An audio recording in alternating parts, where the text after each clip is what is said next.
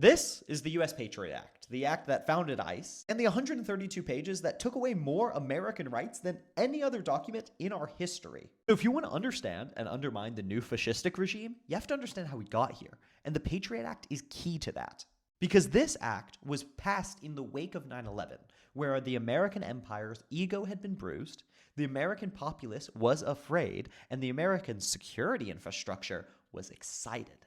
And all of those fears came together to justify the murder, unjustified murder, of 3 to 5 million people in Iraq and Iran, and the Patriot Act, the act that founded ICE, gave CBP expansive powers, justified the racialized security surveillance of thousands of innocent Americans, and hid the torture and murder of hundreds.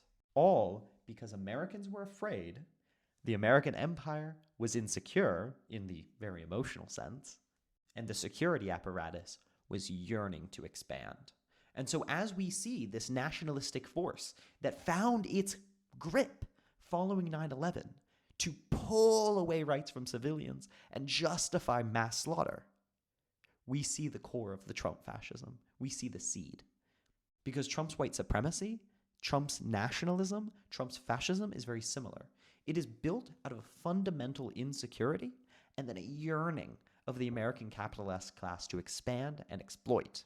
And that is why we are seeing the exact same agencies that found their start in the Patriot Act, like ICE, becoming more and more and more brutal and more racialized. Now, not only is it Americans feeling like, God, other countries might be able to do the exact same thing we've done to them, but white people seeing, oh God, if we become a minority, they might treat us like one, and using the same tools to solve that problem by deporting people racially and terrorize their opponents.